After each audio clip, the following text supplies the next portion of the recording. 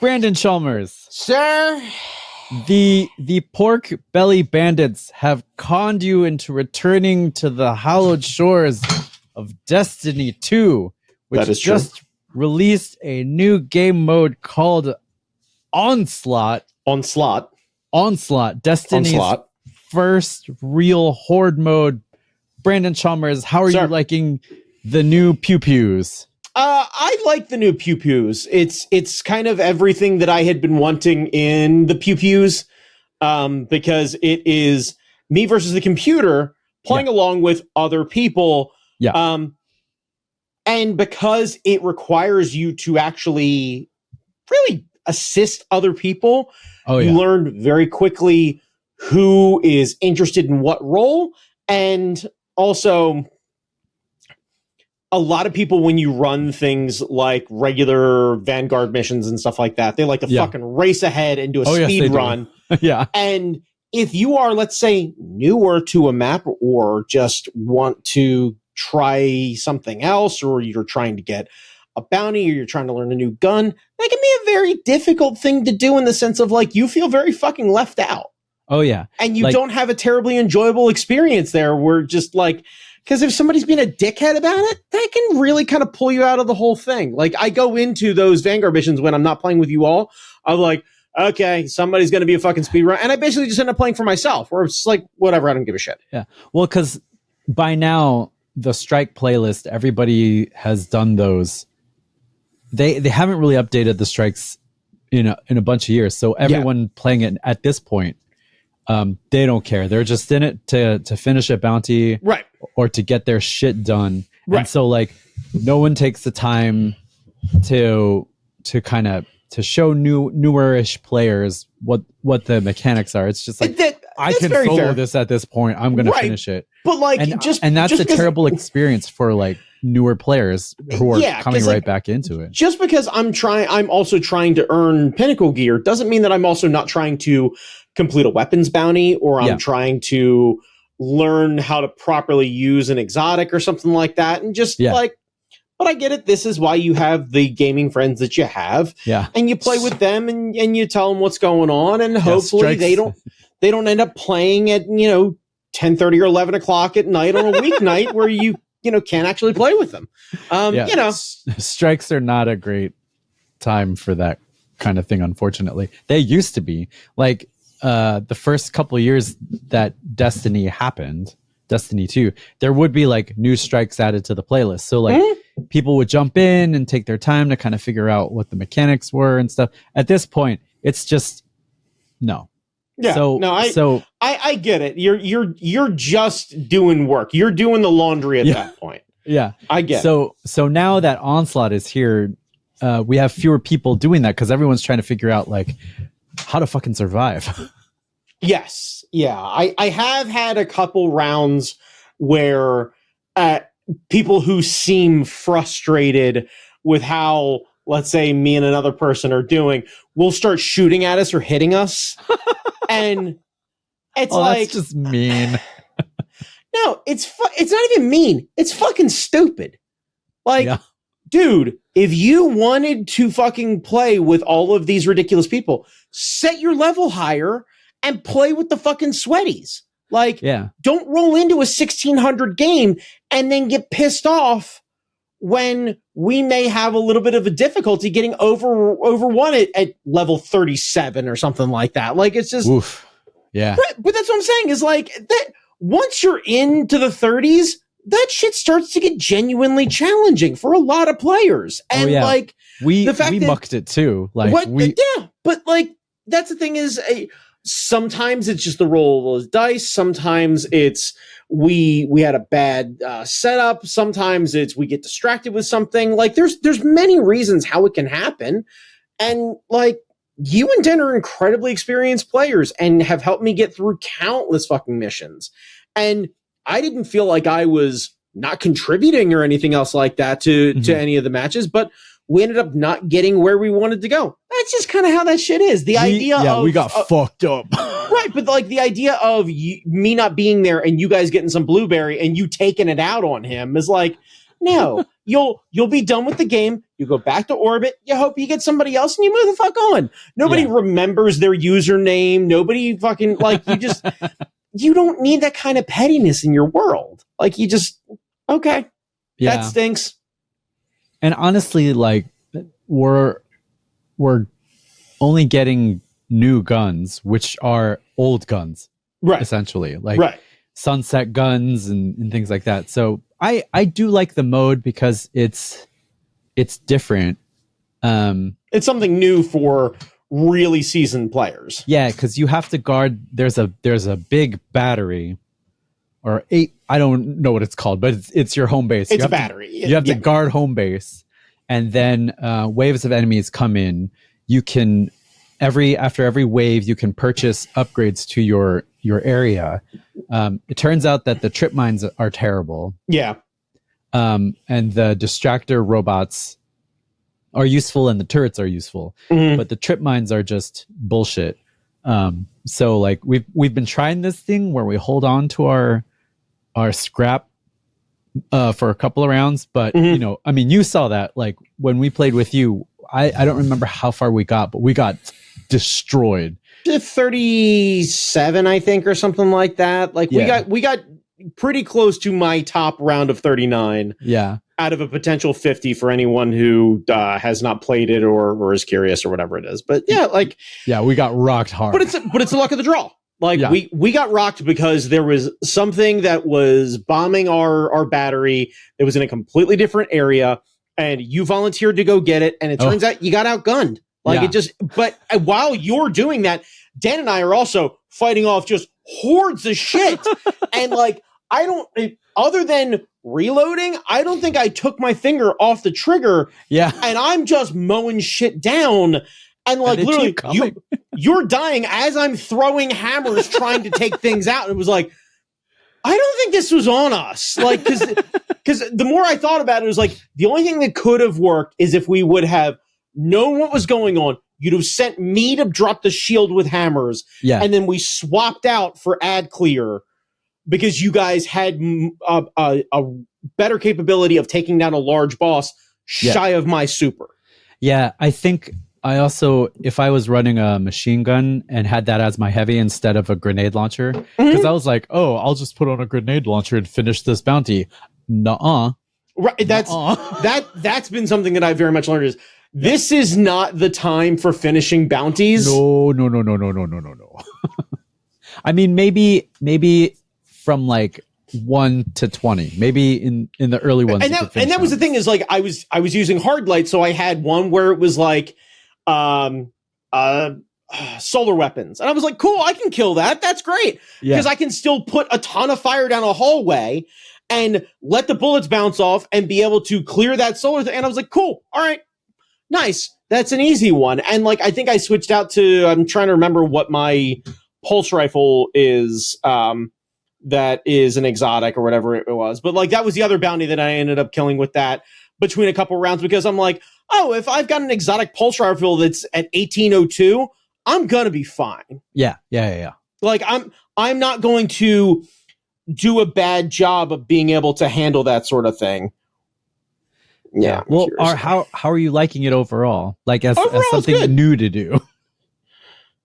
Vigilance Wing, by the way, is what I was running. Oh, that's a great one. That's the thing is, like, I didn't feel like I was not contributing by running that one and getting that done in between rounds. I was like, yeah, no, we're fine. I can totally put down some real fucking fire with that sort of thing and be perfectly acceptable. Yeah. But yeah, I like it. In the same way that I also have liked Gambit, so long as I play with a group of people that I really like. I do wish that they had maybe a larger or higher volume version that allowed maybe 6 players. The 3 is nice, but it would be nice to have a sliding scale for larger parties. For Gambit or for Onslaught? For Onslaught. Oh yeah. Like Gambit, again, you could do the same thing. Do one that's 4, do one that's 6 or whatever it is. Like, yeah. Because right now, Gambit's the only thing that when the core 4 of us are playing or on, we can play other than PvP, and that can get sweaty real fucking fast. Which you hate. I fucking hate it. I really do. Though what you were telling me after you came over the other weekend is the size of my TV is part of my problem. Yeah, well, Brandon is on this giant widescreen TV, so like for him to look from one side to the screen, he has to physically turn his head. Yeah, right. Yeah, I play on a 75-inch television, so like it's not nothing for playing and stuff like that. Usually when I'm doing something where like we're playing a main level or whatever, I can do just fine and be able to see things or whatever. But doing the PvP and how some people play and how they'll dip in and out of things or what have you. It's hard for me to keep track of everything. Yeah, because when I'm playing, I play on a screen this big. So like I can look from here to the entire width of the screen with just my eyes. I don't have to turn. So like when things are coming out of my peripheral, like it's not literally my peripheral. Yeah. Like it. The other thing is, the only time that I've ever really enjoyed PvP is the random Iron Banner thing, and then Control. Control is fun. Iron Banner is fun. Because Control is the only one where like I feel like it's not just a free-for-all of somebody happening to catch me behind a corner and then taking me out. Where like, okay, there's an additional objective going on here. Yeah. And it kind of it forces everybody to be a bit more funnel and a bit more team-based, and like I enjoy that a lot more, but it's okay. Because honestly, I've never been much of like, other than Overwatch that was all PvP, predominantly PvP for anyone who I wanted the real like PvE version of it. And we talked about this in a previous episode, but like, yeah, I just don't enjoy PvP playing. I don't. I never have. That's interesting because like, you're very competitive when it comes to the racing games. Oh, the racing game I feel like requires a completely different skill set that I have honed. And I feel like if I have to compete with the Call of Duty bros, which is what I tend to think of when I think of PvP players like that, I have no interest in spending any time with these people, so I have no interest in playing against them. So I have no interest in being in a position where the sweatiest of them get the best shit. It's the definition of the dickheads always win. That's true. And it's why I don't encourage it. Like with the racing thing, there can be some genuine fucking skill, especially depending on the game, and I can fucking get into it. But I have also been terribly humbled by Mario Kart is probably the prime example of you want to find out how dog shit you are at racing games, play a global game of Mario Kart and watch a fucking dude in Indonesia waffle stomp you like it's They're nothing. Lapping me. What? Like it's fucking nothing. You think you're the best of your friends playing? Fuck you, dude. Fuck you. Brandon, sir, tell these motherfuckers who we are. Oh, bitch. All right, look. We are the fucking Do It Cast. Now, we're part of the Hard Knock Media Podcasting Network. I know what you're thinking. Fuck is that? Listen up, motherfucker. It means NOC, as in nerds of color. You understand? We're not talking about some fucking Joss Whedon ass fucking Tucker Carlson looking motherfucker trying to tell you about what superheroes should be what, and Silver Surfer's not allowed to have boobies. Like, fuck you, all right? We come with a different perspective. We have a different understanding. We, as in me, understand when there are times where a old hot take is the fucking wrong one. There's a good chance if you ever say, I miss back when, stop. You're not contributing to fucking anything. If you're a hating ass motherfucker and you decide that Rose didn't deserve the fucking credit she deserved in goddamn Star Wars, find the fucking door. Wrong podcast. All right? Take your shit ass Star Wars opinions and go fuck yourself. All right? That's who we are. All right? That's who we are. And if you don't like our opinions, if you don't like what we do, if you don't like the Hard Knock Media Podcasting Network, let me be clear. Me and the fucking Angry Zen Master will ask you to step the fuck outside. All right? This is not the fucking chamber where we show each other respect. I don't need to respect your views. I just have to acknowledge them and then remind everyone else in the room what a fucking idiot you are. All right? Yeah. That's who we are. Yep. Speaking of Star Wars, is the new stuff out yet? The new Which live new action stuff? one?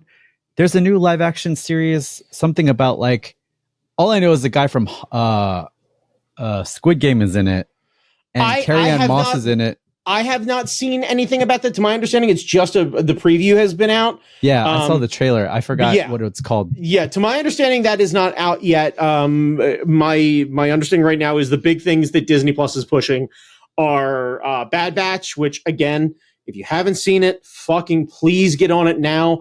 They're in their last season. It's fucking exceptional. And literally, like, you could do the voiceover of like it's Omega, which is the tiny girl version, and then her multiple dads of the different spectrum of grumpy and ridiculous of like overprotective dad. So we get PTSD dad, who is having a little reluctant trouble trying to cope with everything, and then is having a manifestation of his own trauma manifesting in his shooting hand to be able to focus. Oh my God. We have one of the other dads tell Omega to say, hey, you got to talk him into talking to somebody about this. He can't handle this alone.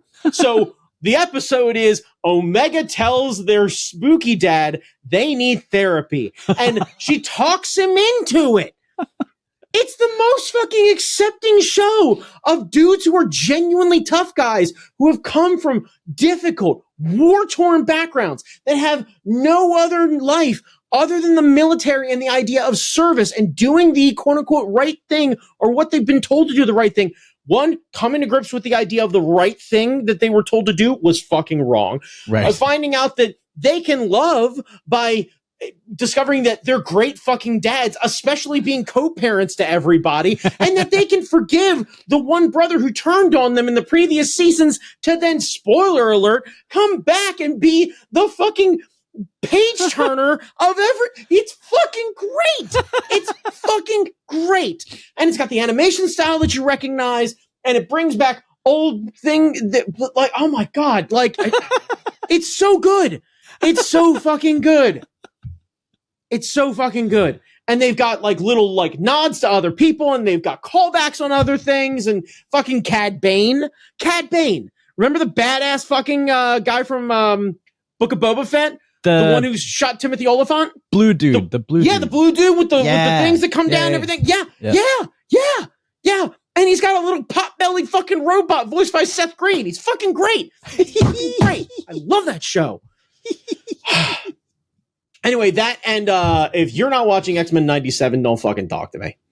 Oh, we saw the first 2 episodes, and then I wanted to save it for like until it's all out, because I was like, oh my God, last episode that aired, I think it was 5. People have been losing their shit over that. I've heard many things.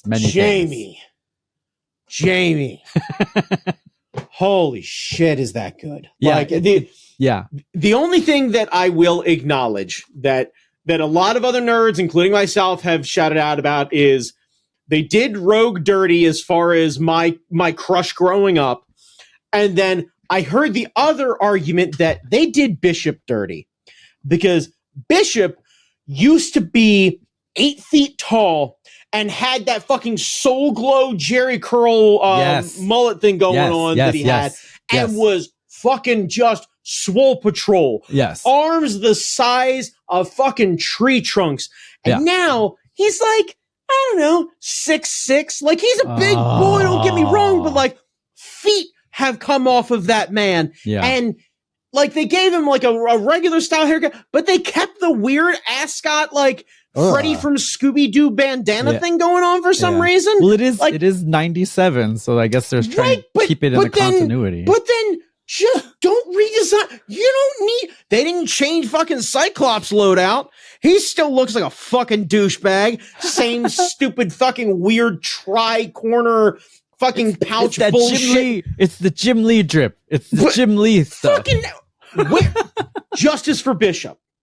Justice for fucking Bishop. I will agree to that. That man needs to magically come back through a fucking time portal and be a 1.5 feet taller and gain at least 100 pounds of muscle. Business in the front, fuck you in the back. I want him to come fucking through, and then I want someone to stand in front of him with a fucking fan and just let them fucking curls just flow through the wind and just absolutely, just all the time. Just, you have to shoot up at him. Everything is drawn at an up angle where everybody has to look up to him and be like, God damn, son.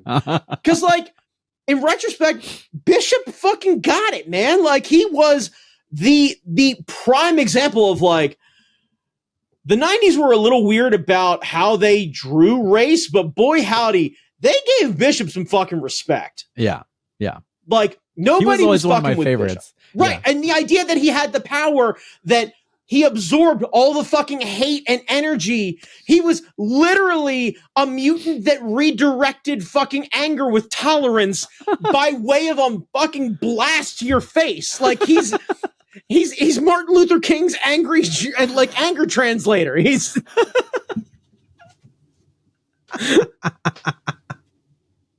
like, just let the hate and everything just hit him in the back, and he's like, bitch, bam. Like, oh, fucking great. Fuck you. And I know I'm late to the party of understanding the not so subtle allegory of Bishop's power, but like, come the fuck on.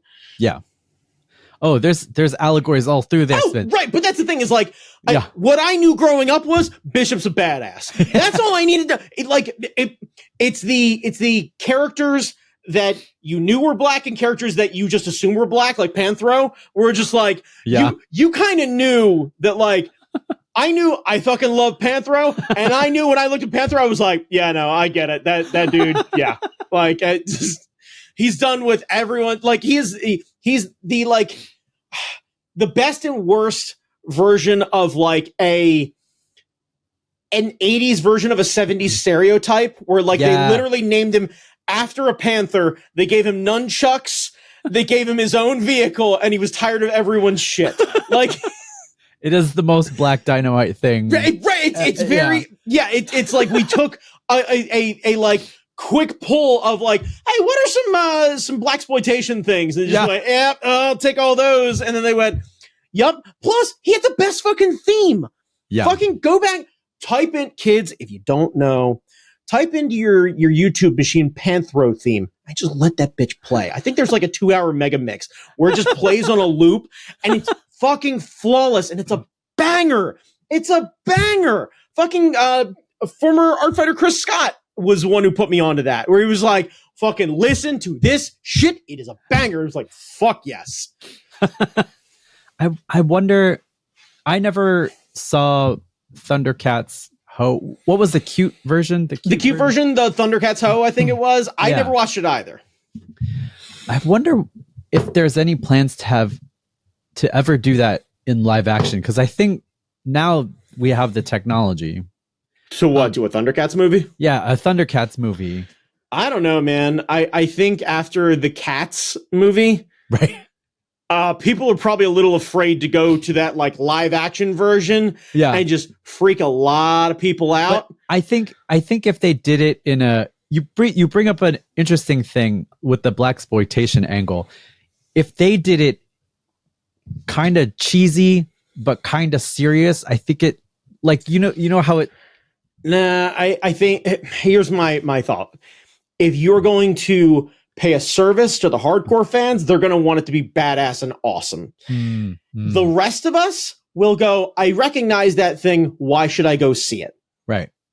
And if it's fun and kind of campy or whatever it is, I don't know if any of us would see it. Oh, man. Because there's already an argument of, like, there's the fun and campy thing of Borderlands, but everybody's always already like, oh, great, knock off Guardians of the Galaxy. Because I guess apparently there can't be two movies about space that happen to have good soundtracks. What is It's wrong like- with people? But they haven't played the game. Yeah. So therefore, all they take is, oh, it's a like late 70s kind of boppy jam, and it's a brightly colored movie and a bunch of explosions and a like ensemble cast. And you're right. Those are some core things of a Guardians movie. Sure, But also, like the Guardians isn't unique. Like there've No. been like campy team up movies. I argue they have done it better than a lot. Sure, Probably but even better than most. yeah, but it's not It's not new. it's not new. Right. Like, come on. Right. But when you only have reference of the things that you've seen Ugh. and you live in a bubble, Ugh. then these are the comparisons that you make. And the question is, will you spend the money to go see it? I would watch a cheesy Thundercats movie, but that's because I just saw the cheesy Godzilla movie and Right. I loved it. It was stupid as hell, but it was very fun. Yeah. And I think the Thundercats movie needs to be stupid as hell, but really fun. That's the problem though, is like I think they're not ready to do that in the same way that most DC properties haven't been willing to do that up until more recently. Yeah. Because what gets said along with Thundercats are things like Transformers, and that there are a lot of sequels, and globally it did well, but as far as Right. like writing and storyline and everything, it took itself a little too seriously sometimes. Bumblebee was great. Bumblebee's great. And the Beast Wars one was I was really going to say, good. yeah, the most recent one, the Beast Wars one, that was not surprisingly good. I had no, it low surprised the expectations. shit out of me. I had low expectations and walked out of it going, Yeah, and I feel like if a Thundercats movie had those kind of vibes, I think it would work. Like the what was the G.I. Joe movie that I stood up in the theater and clapped because the motorcycle that would be the GI. what turned into a miss. That would be the second one that What turned into missiles. right. Yeah. That, by the way, I don't know if I've actually watched a second time. So like because much like Pacific Rim, where like Pacific Rim's a great movie and I fucking love Pacific Rim, but Yeah. watching Pacific Rim with you and the Art Fight crew at that tiny theater where we basically had full roughshod control over everything was Shakespeare the way it's meant to be seen. And I know that every other time I watch Pacific Rim, sword is just something for me. And I say it out loud every time. And it makes Nicole laugh every fucking time we've got it on. Because they're like, sword. I go, sword! Fucking sword! Because that's the memory that lives in my heart of that movie that will forever be great.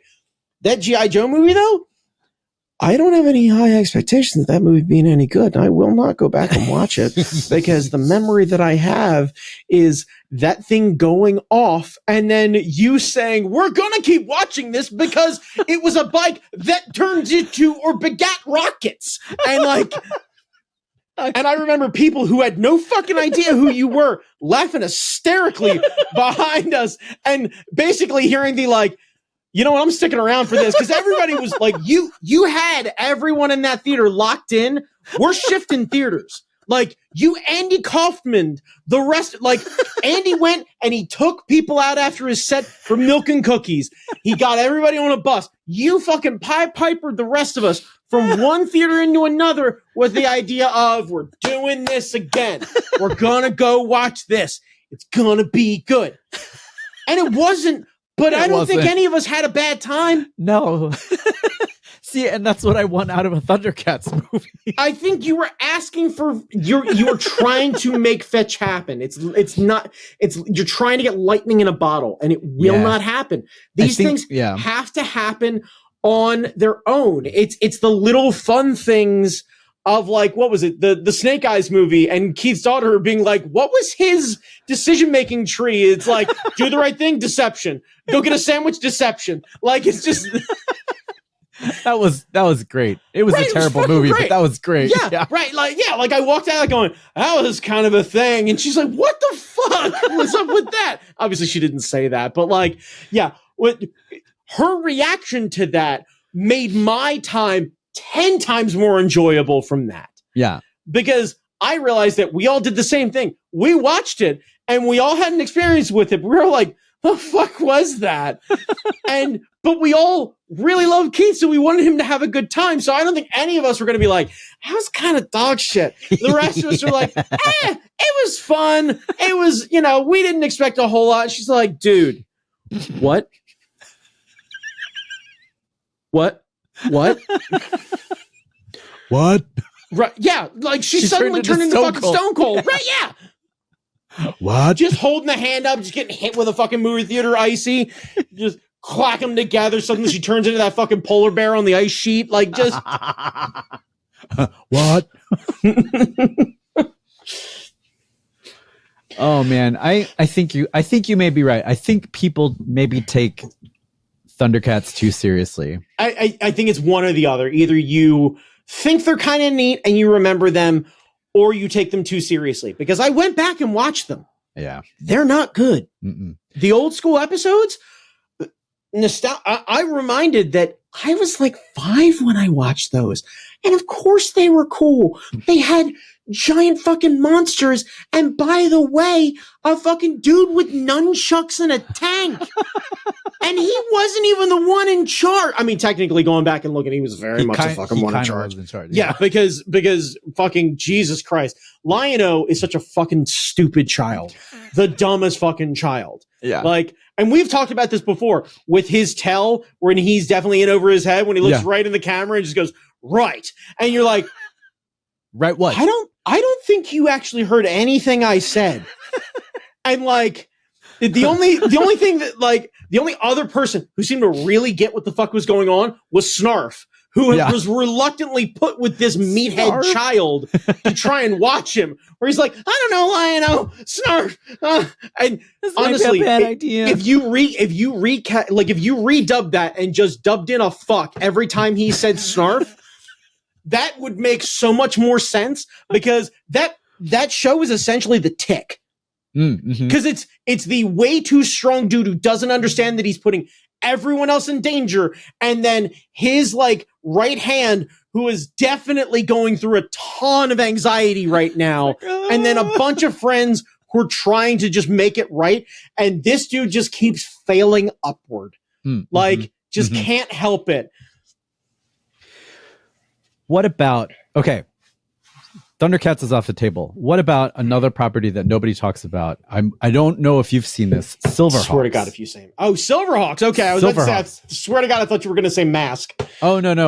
Okay. Mask should be part of G.I. Joe. I don't know why that hasn't happened yet. I agree. I don't. Yeah. I don't know why that hasn't happened yet. Silverhawks is something where like, because no one takes that seriously, because it has zero fandom. That's the thing, is like, I remember having the toys growing up. Right. Where like I had the dude with the cowboy hat, I think it was, and then the big red guy. Yeah. And I remember the thing I remember of the big red guy is if you squeeze his legs together, his head would flip, and then his helmet with the star on it. Yeah. And like I've seen reissued toys of them. Yeah. And like that was, wait, what was his name? I think it was it Monstar?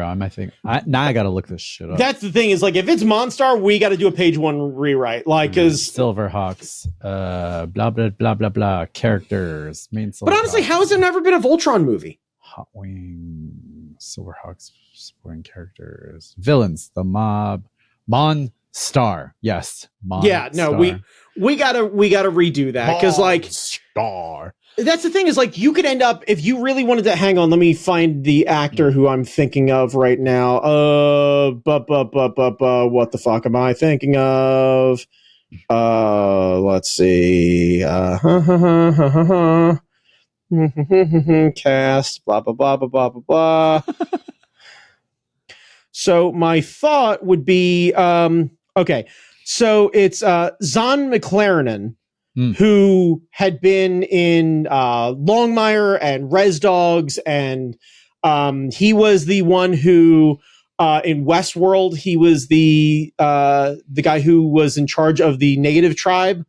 That dude. Yes. Yeah. So my thought would be, let's go with something that could maybe cross a little bit of a generation and be kind of new. Let's do Bravestarr instead. Ooh, yeah.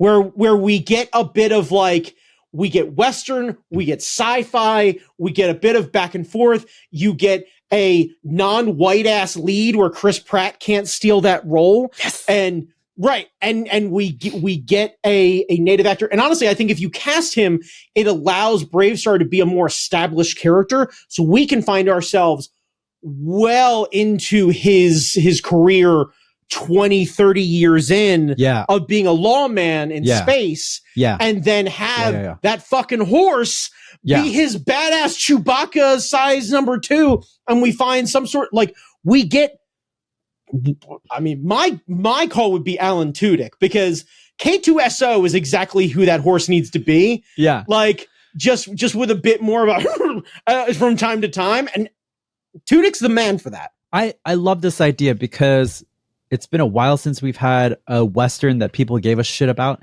Right. And a space Western, it worked with Serenity, kinda. Sure. I think this is a lot better. I mean, I would watch the shit out of Silverhawks. Don't get me wrong.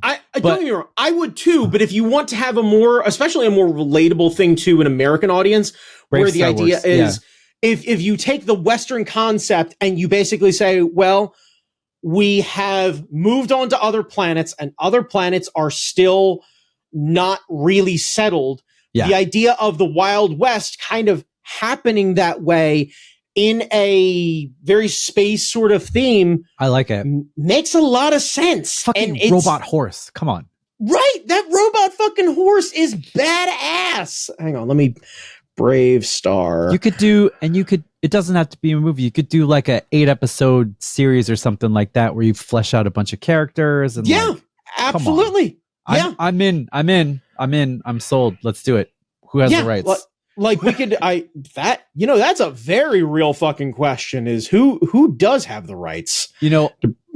When I first got produced by Filmation. When I first got into the comic industry, it was during the 90s revival of like all of these properties. Like that's when the G.I. Joe comics were coming out. That's when the Transformer comics were coming out. That's when Street Fighter comics were coming out. And I always wondered why they never picked up things like Bravestarr and Silverhawks and things like that. Because there were more properties out there that I thought would have been perfect for comics. Like a Silverhawks thing would have been dope as shit. Bravestarr would have been dope as shit. I think there was like Bionic 6. Was that a thing? I don't know. I mean, the other one that I keep thinking of was Exo Squad. Exo Squad, right? Exo Squad was a thing. I think Exo Squad was picked up by Marvel at one point. I don't know, but it's funny. Yeah. It's funny to talk about it in this context because it's like, that's when the comics had done this nostalgia thing, and now like I don't know, movies are coming back around to it. Right? Yeah. I mean, they're supposed to be. I forget what board game. I read a thing that apparently like Margot Robbie's production company is doing a version of the Monopoly game as a movie. So if we're gonna greenlight board games as this, let's fucking get into some shit. Like, and the plus side with something like Bravestarr is it had a very short run. Oh yeah. So other than taking the framework of the characters, you could do it. You could really run with it any way you want. Yeah, and it'd be cool. It'd be cool to give a shit about a Western again. Plus, I just happened to look. Apparently, like the most well-known episode was one called The Price, in which a boy buys a drug called Spin and becomes addicted to it and dies of an overdose. Which, by the way, Jesus. The idea, right, yeah, we're tackling Saturday morning, 1987, a very special episode. A very special episode of fucking Bravestarr. That horse cries. All right. Spoiler alert. That horse cries. It's so fucking sad. I'm kidding. I feel right. Just but what is stupid? Now, this is the thing. You could there's your origin story right there. What happened? Why did he become Bravestarr? Well, his son got fucking addicted to Spin and ended up dying, and he became a lawman to take down the fucking drug dealers, then ended up killing his son. And that's why he ended up busting all these guys, and that's why the big space drug lord Kingpin is coming after him. We don't have to fucking redesign everything. It's there. We don't have to reinvent the wheel, baby. It's there. It's there. Like it's there. there. It's fucking there. There. You can And get then- 5, 6, 7 seasons out of this shit. Now here's the thing. I bet no one would fucking notice if we did a shot-for-shot space remake of Bad Boys with him and that fucking horse. All right, where you just fucking. Funny you should mention that, Brandon. When we were at the I Godzilla movie, we saw the trailer. The for new the next Bad Boys movie. trailer Yeah. looks fucking great. It looks fucking great. I'm so fucking excited about that movie. I fucking love it. Honestly, like Bad Boys 2 might be in my top 10. Definitely in my top 5 action movies ever, but in my top 10 maybe movies ever. Yeah. I fucking love that movie. The soundtrack's a banger. It's a ton of fun. It's super colorful. Like, it draws you in. It has Gabrielle Union, which I will fucking watch forever. Good Lord, Gabrielle Union. But yeah, like it's fucking funny, and it's like prime Will Smith. Yeah. It's got Michael Shannon fucking playing a weird drug dealing Southern moron before he was reading Shakespeare or whatever it is. He's, I don't know about this. This is going to be a bad. Like if memory serves, I think he has a toothache and he has a bandana over his head or something. It's fucking ridiculous. And I'm like, that dude was Zod. Zod. They had Zod dressed up like fucking Larry the Cable Guy's fucking anorexic cousin. And that movie's a fucking banger. Yeah. Dan Marino was in that movie. Come on, man. The line of Will Smith fucking up that Cadillac and go, Dan Marino should definitely buy this car. I mean, maybe not this specific one, but he should definitely buy this car. As he chases a dude who's dropping caskets with cadavers full of drugs out the back of it at speed through the fucking Miami docks. Come on. Fuck out of here with that. Ah, damn it. Fucking tell me some Oppenheimer. Fuck that. I don't need that sort of tragedy in my life. I don't need that sort of sadness. You think I need Cillian Murphy to fucking be sad for me again? I can't watch that shit. There's no Arthur in Oppenheimer. Oppenheimer. Come on, that doesn't work. Right? Unless Arthur plays fucking Einstein. I don't want it. I don't want it. A equals MC squared, huh? That's right, Tommy. Tommy, drop this, Tommy. Right, yeah. Like, I don't need that sort of sadness. Tommy. Fucking, you know how excited I'd be if I got drugged to Oppenheimer and then come to find out it was a secret screening of Bad Boys 2? Everybody else would be fucking pissed, and I would yell at everybody. Sit the fuck down. Sit down. You didn't know you wanted to watch this? You wanted to watch this. All right? You understand? Martin Lawrence is going to lose his above ground swimming pool. You understand? You want real sadness? Watch a man sink way too many thousands into a gigantic plastic Dixie cup just to watch it spill into the bay. Just spill into the bay. Oh, man. Brandon. Yeah. Where can people find you? I love that that's where we're calling it. You can find me on Instagram at that guy Chalmers. Don't watch Oppenheimer. Don't do it. Don't do it. What are you going to gain by watching that? What are you genuinely going to gain? I ain't never watched that shit. The fucking article of they release it in Japan and apparently it's not well received. No shit. No shit. No shit. Really? Really? I ain't watching that. Really? Shit. I ain't watching that. Really? I ain't watching it. What? I ain't watching it. Now, hang on a second. Are you telling me that when they released The Passion of the Christ in Saudi Arabia, it wasn't to fucking great fanfare? It wasn't a great fanfare? Come the fuck on. Oh, man. Fucking stupid. Anyway, yeah. Don't buy Oppenheimer. Don't watch Oppenheimer. You don't need that sort of sadness. Go watch Bad Boys 2. If I had Twitter still, or Twitter was still worth having, I'd start a campaign. like BB2 greater than Oppenheimer. I'd call an Oppenheimer. Like, why watch Oppenheimer? You don't need that. It has literally negative 100% Will Smith. That's true. Does Oppenheimer have a goddamn? Honestly though, if Oppenheimer had a soundtrack done by like Nelly and Will Smith and everything else like that, like Shake Your Tail Feather, like I don't know, I like it definitely like I'm just saying, like if we brought back Cisco and we revived Cisco's career, because as the bomb drops, that's the fucking song that plays. I'm not saying it's in good taste, but it still might be a jam. The Wild Wild West. Right, yeah. Yeah. It's a single static shot from the ground, and you just hear off in the distance, wiki wiki wow. Wiki wiki wow wow. Instead of like using Linkin Park as the button to end the movie, it's Wild Wild West for Oppenheimer. Oh my god! Bomb drop. Swear to God, I haven't seen that. But if there is a master scene of the end of Oppenheimer set to Linkin Park's "What I've Done," like just they did it for Dune, and it's hysterical. It's always hysterical. It's fucking great. You can set it to anything. I've seen it done to the end of Legally Blonde, and it fucking works. It's a goddamn 20. Oh man. Oh my god. Someone needs to do it to the latest Bluey episode.